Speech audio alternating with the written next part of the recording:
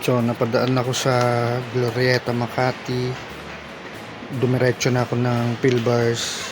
Una kong pinuntahan yung sa One Ayala, pero walang mga naka-display na mga comics doon, panay pop. So lumipat ako sa may Glorieta. Doon meron silang mga naka-display, medyo marami rin, tsaka may mga back issue. So tumingin tayo dun sa mga back issue, sa mga naka-sale nila. So ito yon, isang mabilisang video lang. Titignan lang natin kung ano yung mga nakuha ko. Yung una nating nakuha, worth 100. Ayan siya, The Batman Who Laughs, issue number 5.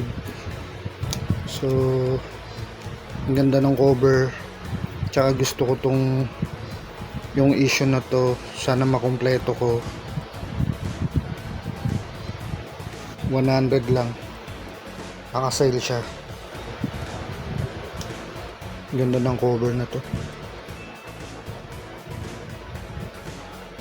Ang alam ko si Jock din ang ano na ito, ang cover artist. So correct me if I'm wrong na lang, pero mukhang. Sunod natin ay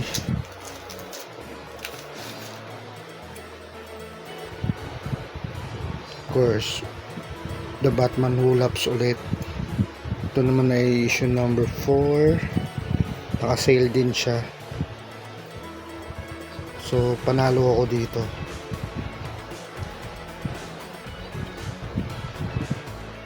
Ganda ng cover din na to.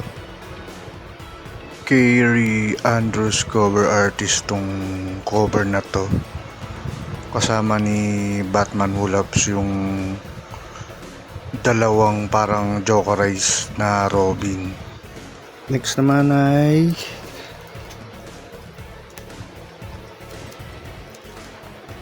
si Bane, City of Bane.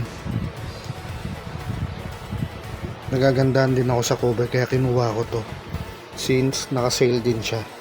Original price niya 360, naging 100 na lang. Actually marami pa dong magagandang cover. Ito lang yung mga nataypang ko. Meron pang doon Catwoman eh. Etong Batman issue number 75 ay part of City of Bane series. 10 part siya plus conclusion. Yung cover na to yung artist si Gabriel Delotto. Sunod naman ay Catwoman number 13, Year of the Villain by Art Gem Stanley Lau. Cover, one of the best cover artist na kilalang kilala, lalo na sa pin-up art. For 100 pesos, sobrang panalo ko dito.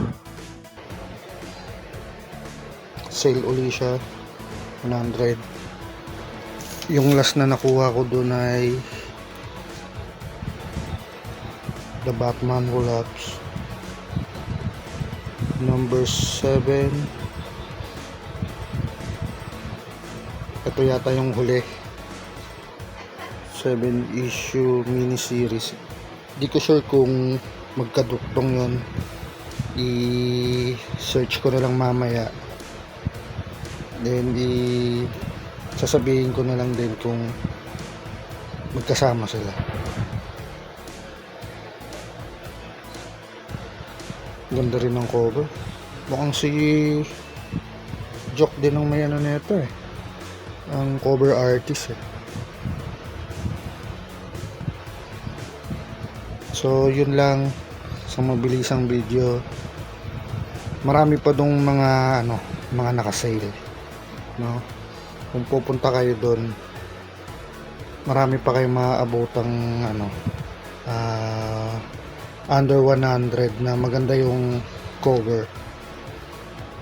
So yun lang uli, maraming salamat, hanggang sa susunod na video. Yung dalawang Batman wool-ups natin kanina, tsaka ito ay isang series lang. So maganda no, 4 na lang hahanapin ko. Kaso sigurado mahirapan ako kasi maganda tong issue na to eh. Siguradong mahirapan akong hanapin yung ibang issue.